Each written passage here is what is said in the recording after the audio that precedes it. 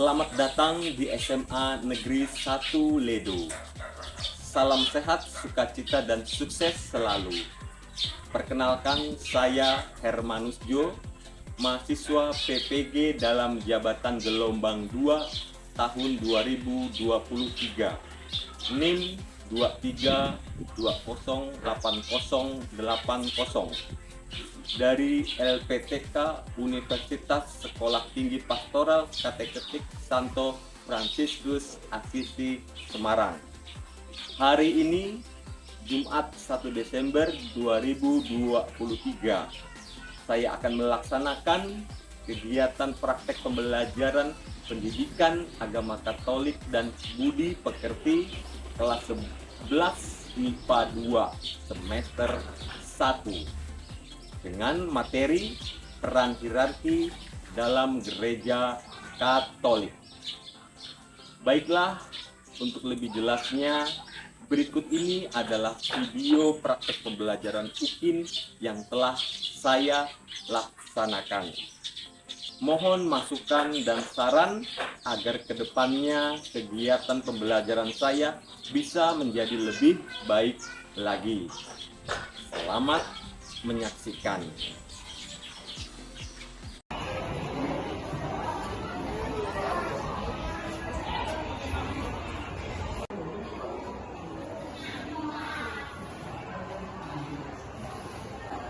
Baik, selamat pagi siswa-siswi sekalian. Pagi. Apa kabarnya? Luar biasa. Baik, sebelum kita memulai pelajaran, sepatutnya kita memberkat Tuhan. Silakan salah satu memimpin kita di dalam doa, silakan. Baik, mari kita berdoa. Kita berdiri sini.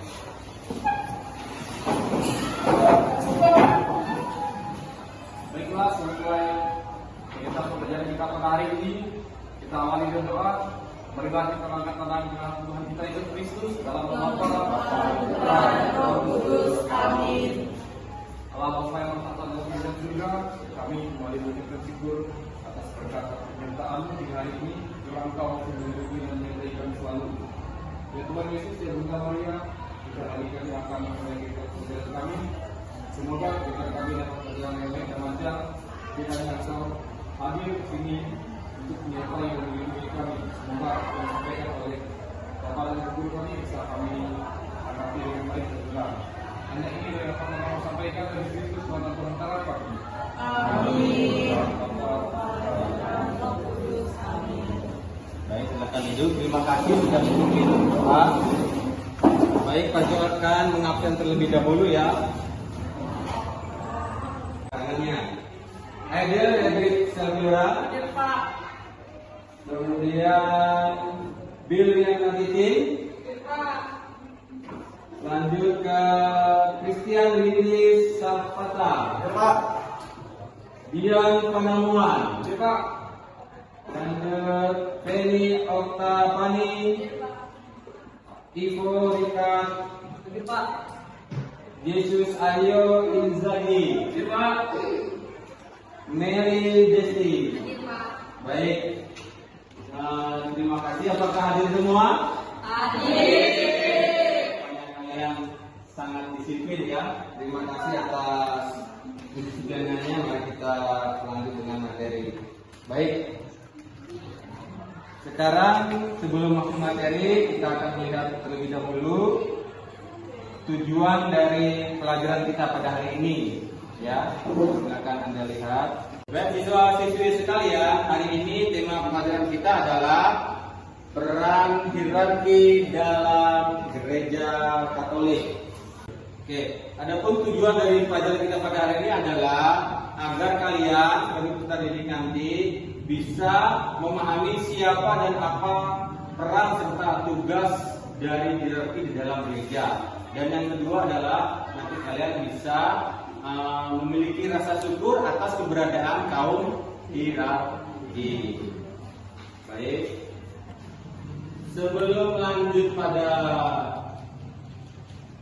materi, Pak Jo akan bertanya terlebih dahulu tentang materi kita di minggu yang lalu. Pak Jo harap kalian masih ingat ya. Baik, Pak Jo akan bertanya materi apa yang kita pelajari minggu yang lalu? Silakan angkat tangan. Tentang apa ya? Lebih keras lagi. Sifat-sifat gereja. Iya, betul sekali ya, sifat-sifat gereja. Ada yang tahu sifat-sifat gereja? Silakan. Sifat-sifat gereja apa saja sifat-sifat gereja? 1. Ada berapa sifat gereja? 4. Gereja itu 1. Lanjut. Gereja yang kudus. Gereja yang Katolik. Nah, pertanyaan selanjutnya tentang materi yang lalu satu lagi ya. Apa yang sudah kalian lakukan, laksanakan sebagai menunjukkan 4 sifat dalam gereja itu? Ya, ada ya, silakan yang mau menunjukkan yang sudah kalian lakukan di gereja atau di rumah. Silakan ya, Windy, Pak, di gereja. Aktif di gereja. Baik, betul sekali. Silakan. Siapa lagi? Ada lagi yang mau menjawab selain aktif di gereja? Saya Pak. Ya, Bapak, silakan Bapak. Menolong sesama yang membutuhkan bantuan. Ya, luar biasa. Aplaus dulu kita semua ya. Oke. Padu salut karena kalian masih ingat ya. Artinya kalian bisa mengikuti pelajaran pada hari ini. Oke, Padu akan bertanya terlebih dahulu tentang hierarki. Apa itu hierarki? Silakan angkat tangan. Ya Pak, Baik, silakan. hierarki adalah seseorang yang ditahbiskan. Silakan dihabiskan. Baik, betul. Saya Pak. Menurut saya hierarki adalah susunan atau urutan dalam gereja. Oke, luar biasa ya, betul ya. Mari kita lihat hierarki adalah ini pengertiannya ya dari teman-teman kalian tadi. Silakan dibaca salah satu orang tadi. Ya, silakan Edil. Kata hierarki berasal dari bahasa Yunani hierarki yang terdiri dari 2 kata, yakni jabatan archos dan suci hieros. Jadi hierarki adalah jabatan suci. Itu berarti bahwa yang termasuk dalam hierarki adalah mereka yang mempunyai jabatan karena mendapat penyucian melalui tahbisan. Maka mereka sering disebut sebagai kuasa tahbisan. Orang yang termasuk hierarki disebut sebagai para tertahbis. Namun pada umumnya hierarki diartikan sebagai tata susunan. Baik, terima kasih ya. Sudah kita lihat sendiri. Jadi yang dijawab oleh teman kalian itu sudah benar ya, bahwa hierarki itu adalah orang yang ditahbiskan dan di sisi lain diartikan sebagai tata atau urutan ya. Baik, kita lanjut pertanyaan berikutnya. Siapa sajakah yang termasuk di dalam hierarki? Silakan. Ya. Paus, biskup, Paus, biskup, Uskup. Ada yang menambahkan lain? Siapa? Ya, silakan. Pastor Pak. Pastor. Betul sekali. Silakan. Satu lagi. Coba. Ya, Yesus. Diakon Pak. Mantap, luar biasa ya, lengkapnya kalian kita ya. Jadi memang Pak Jo apresiasi karena kalian sudah sungguh-sungguh siap mengikuti pelajaran hari ini. Kalian sudah bisa menjawab. Nah, baik, kita akan melihat bersama-sama yang dikatakan oleh teman-teman kalian tadi. Baik, jadi yang dijawab oleh teman-teman kalian adalah benar ya. Ini ada yang menyebutkan pas, uskup, paus, imam dan diakon. Mari kita simak gambar kehidupan ini ya. Yang mana yang termasuk gambar paus? Gambar? Iya, ini ya, sebelah kanan ini ya. Baik, kemudian Pak Jo akan bertanya, yang uskup yang mana? Yang enggak? Pegang tongkat ini ya, ini yang uskup. Kemudian seorang imam yang mana imam? bawah sebelah kiri. Nah, ini kebetulan adalah nama pastor paroki kita. Ada yang tahu namanya? Siapa namanya? Pastor Lazar Ramirez OAR. Ini nama uskup kita, uskup Kalimantan Barat, Pontianak. Ayo angkat tangan. Ya, silakan ini. Baik, lengkap sekali ya, luar biasa. Tepuk tangan ya. Jadi dia pilihan kalau untuk menjadi imam dan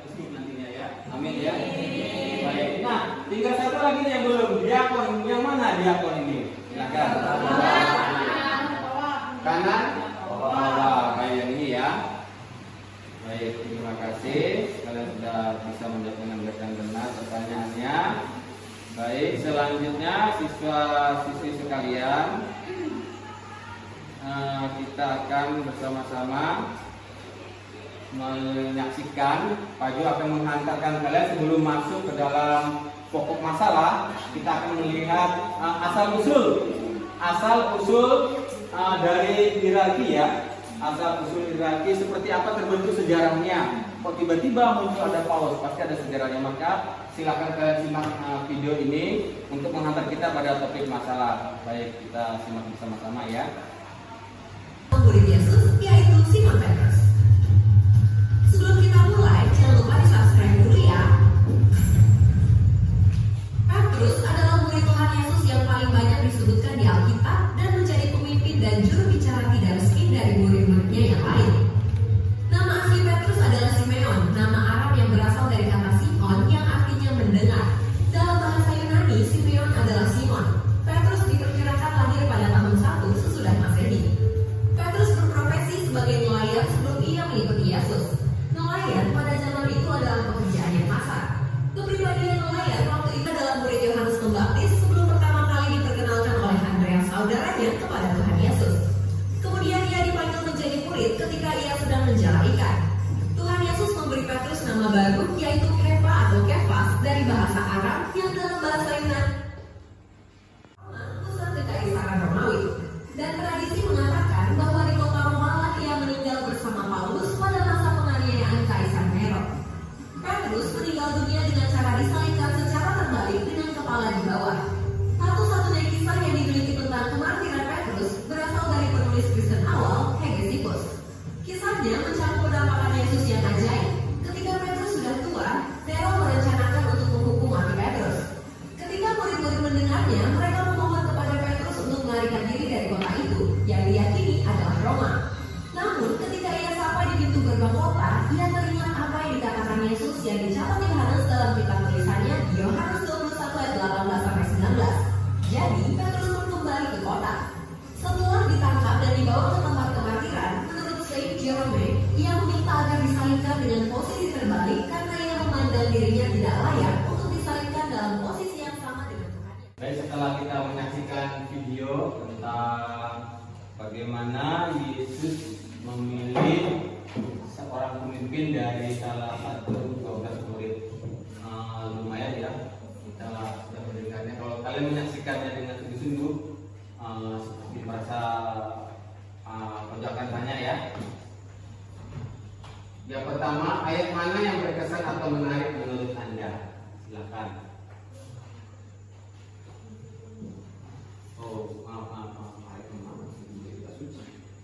Setelah melihat video tadi, perasaan apa yang timbul setelah kalian melihat video tadi? Takjub? Takjub akan apa?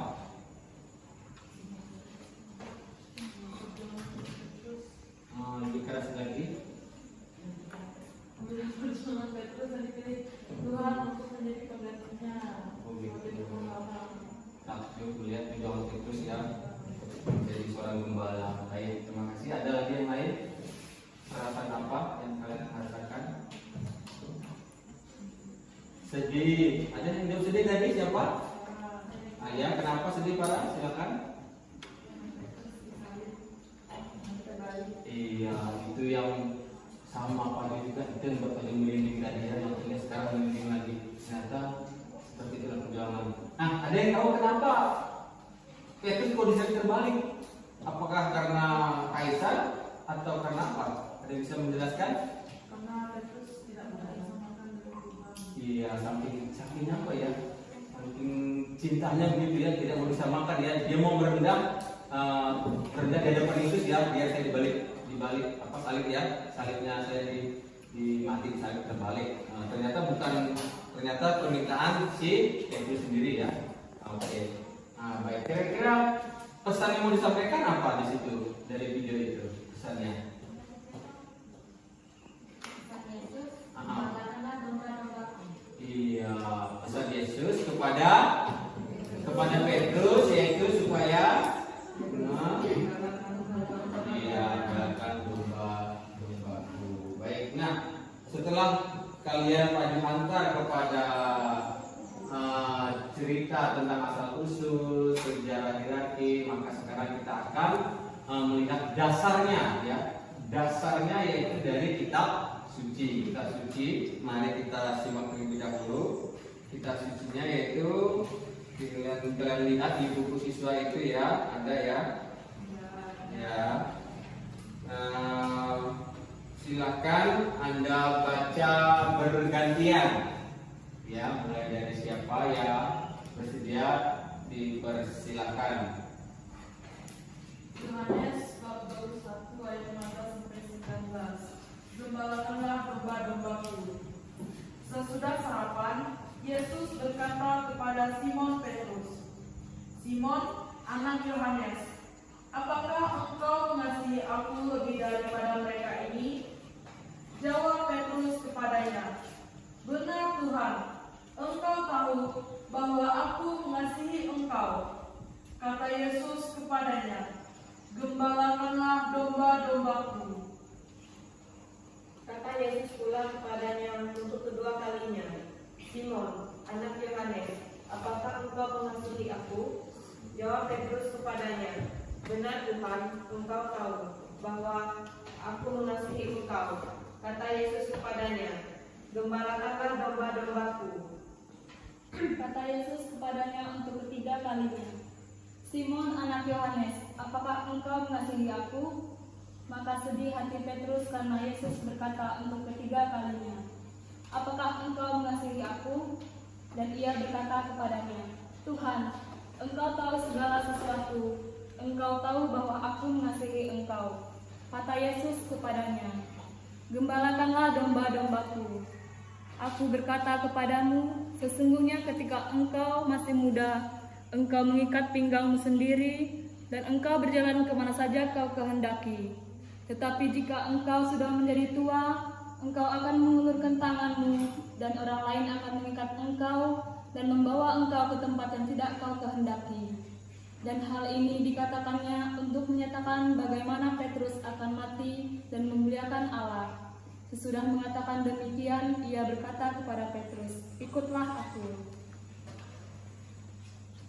Siswa-siswi sekalian, setelah kita membaca kitab suci, mendalaminya, kita akan menyampaikan beberapa pertanyaan. Silakan kalian lihat di layar fokus ini. Yang pertama adalah ayat mana yang berkesan atau menarik menurut Anda? Silakan. Oh ya, Wahid. Ayat 17, Pak. Ya, 17, silakan dibaca. Kata Yesus kepadanya untuk ketiga kalinya, "Simon anak Yohanes, apakah engkau mengasihi aku?" Maka sedih hati Petrus karena Yesus berkata untuk ketiga kalinya, "Apakah engkau mengasihi aku?" Dan ia berkata kepadanya, "Tuhan, Engkau tahu segala sesuatu. Engkau tahu bahwa aku mengasihi Engkau." Kata Yesus kepadanya, "Gembalakanlah domba-dombaku." Baik, terima kasih. Satu lagi mungkin ada yang mau menjawab. Ya, silakan. Sesi. Menurut saya, ayat 18. "Aku berkata kepadamu, sesungguhnya ketika engkau masih muda, engkau mengikat pinggangmu sendiri dan engkau berjalan kemana saja kau kehendaki. Tetapi jika engkau sudah menjadi tua, engkau akan mengulurkan tanganmu dan orang lain akan mengikat engkau dan membawa engkau ke tempat yang tidak kau kehendaki."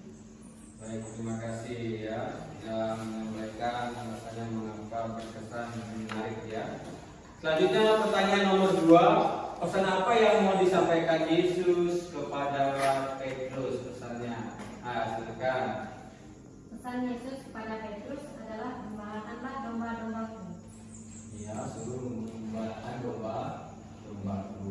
Baik, pertanyaan ketiga, mengapa Yesus memilih Petrus sebagai penggantinya menjadi gembala dan memimpin kawanannya? Kok tidak menurut yang lain? Kan banyak tuh ya, 12 rasul. Kenapa Petrus dipilih? Silakan.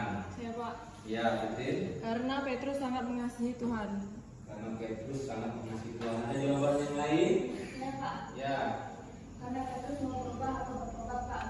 Ya, karena Petrus memiliki sikap itu ya, mau bertobat ya, mau mengakui kesalahan dan bertobat. Baik, sekarang kita lanjut kepada diskusi kelompok ya untuk mendalami masalah. Silakan kalian duduknya posisikan ke dalam beberapa kelompok, dibagi menjadi 3 kelompok. Silakan disusun mejanya dan kursinya. Ya, baik siswa-siswi sekalian. Sekarang kita masuk pada kerja kelompok. Kita akan membagikan LKPD ini. Nanti kalian baca soalnya dan kalian isi secara berkelompok ya. Oke, kelompok 1 ya. Ini kelompok 2 ya, akan dikerjakan. Kelompok 3. Baik.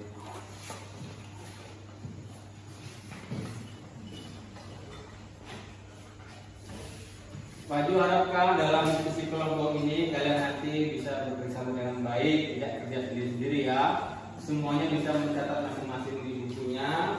Kalian bisa mencari sumber lain selain buku siswa ya. Bisa menggunakan internet atau kitab suci online atau ajaran gereja atau mungkin ada tulisan di Google, bisa kalian lihat ya.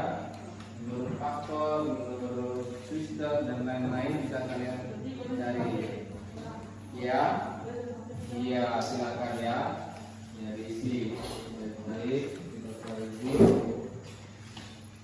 Oke, setelah ini akan dipresentasikan masing-masing kelompok.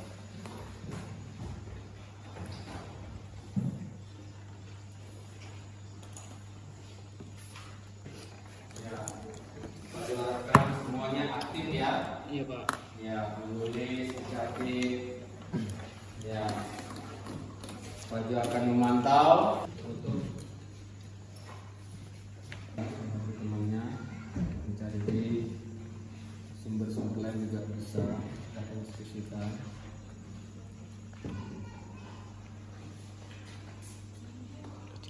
Kalau ada yang susah atau bingung bisa ditanyakan ke Pak Jul.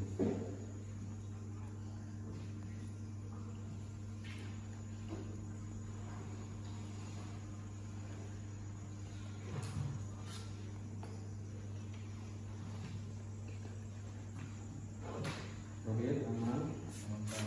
Ya, kecil.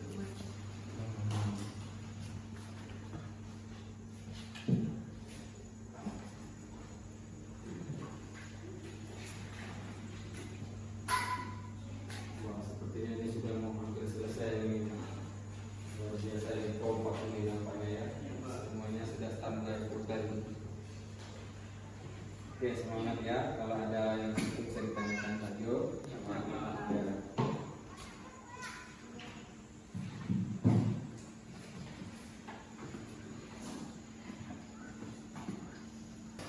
Baik, siswa-siswi sekalian, apakah semua sudah selesai mengerjakan tugas kelompoknya? Sudah.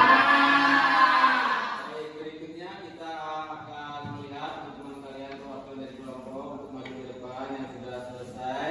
Yang ingin tampil duluan presentasi dipersilakan. Kelompok mana yang sudah siap tampil? Oke, kelompok 1 mantap, silakan. Teman-teman yang lain nanti memberi tanggapan ya atas hasil dari teman-temannya. Ya.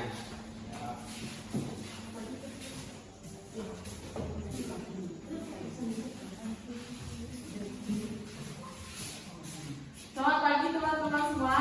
Pagi.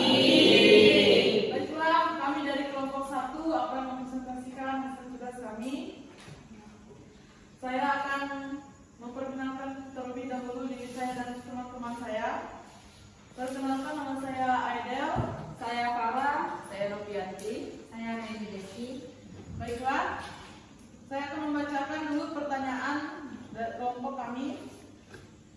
Buatlah analisis mengenai dasar biblis terbentuknya hierarki dalam gereja. Pertanyaan ini akan dijawab oleh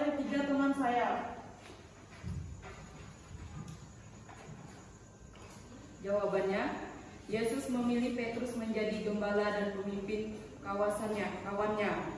Walaupun Petrus sering ceroboh dan labil, bahkan pernah menyangkalnya sampai 3 kali. Pemilihan oleh Tuhan sungguh berdasarkan kasih karunia-Nya semata. Manusia tidak adil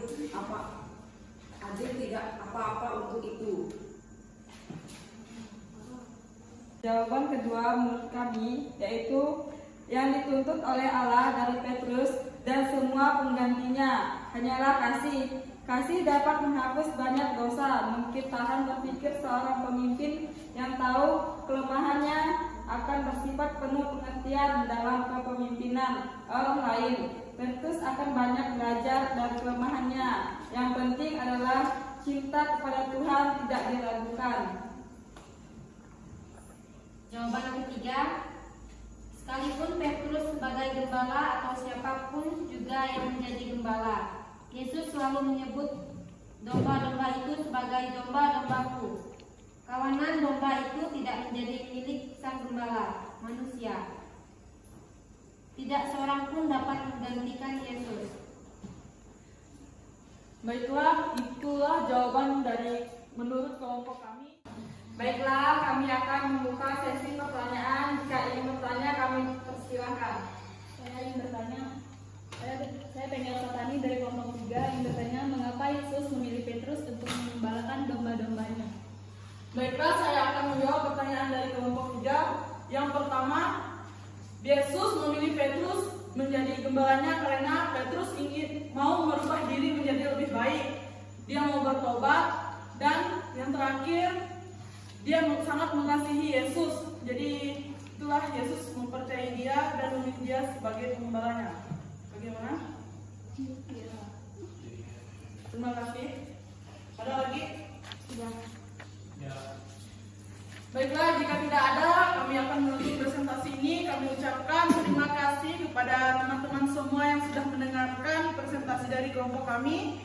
Sekian dari kelompok kami. Selamat pagi dan salam sejahtera untuk kita semua. Baik, berikutnya kelompok yang sudah siap bisa tampil ke depan untuk mempresentasikan hasilnya. Silakan.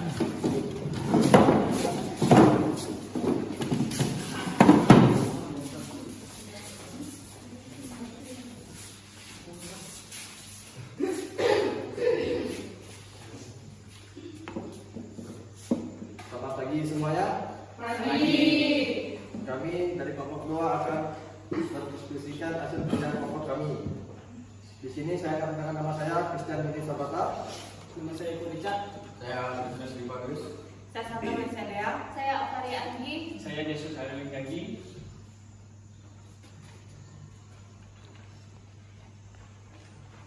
Baiklah, saya akan membacakan pertanyaannya. Buatlah analisis mengenai tugas dan peran hierarki menurut ajaran gereja tentang hierarki menurut artikel 18, 22-7 dan 29. Yang pertama, uskup. Pada dasarnya Paus adalah seorang uskup. Kedua, pembantu uskup, imam dan diakon. Dalam mengemban tugas dan fungsinya, para uskup memerlukan pembantu dan rekan kerja. Para imam adalah wakil uskup. Dalam setiap jemaat setempat, dalam arti tertentu, mereka menghadirkan uskup.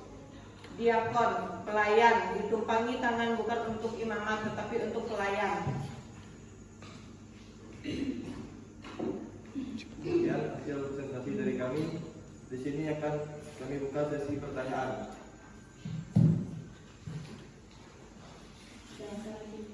Saya Farah dari kelompok 1. Saya akan bertanya, apa saja tugas pastor?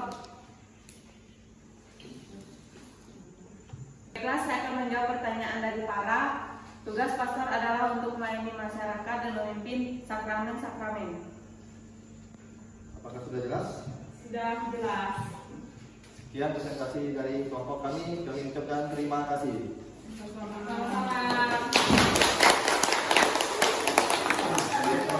Baik, kita beri respon dulu.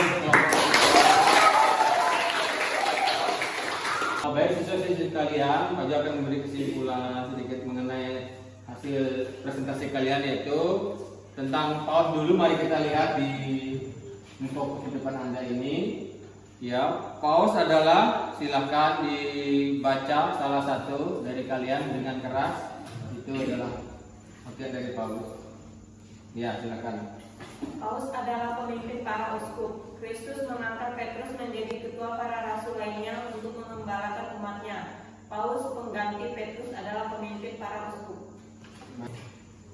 Baik, berikutnya untuk menjelaskan tentang tugas hierarki setelah paus, yaitu uskup.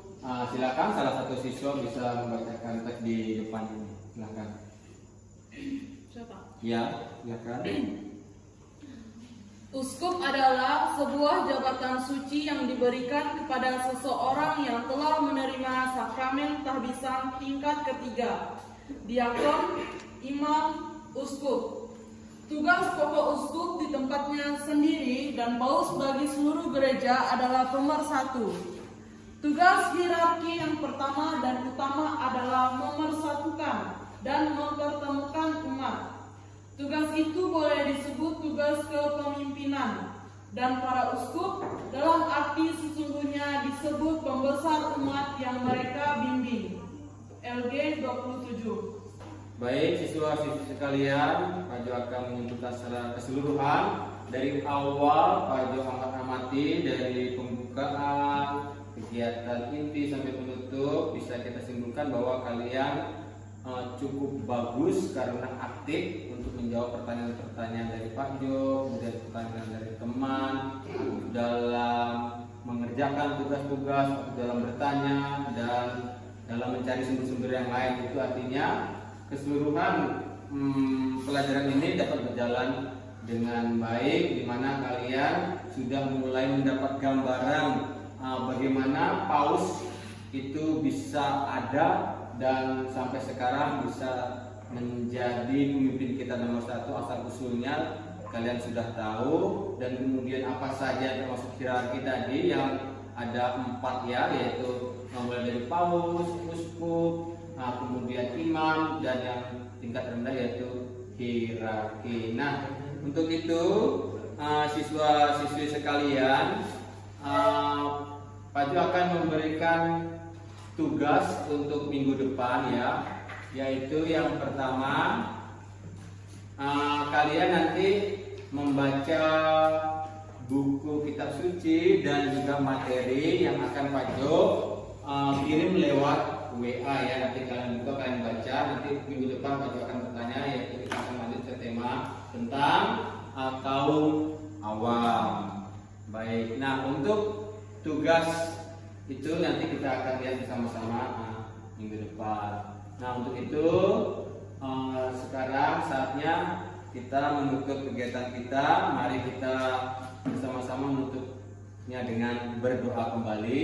Kita Pak Jo mohon salah satu untuk memimpin kita dalam doa kembali. Silakan doa penutup.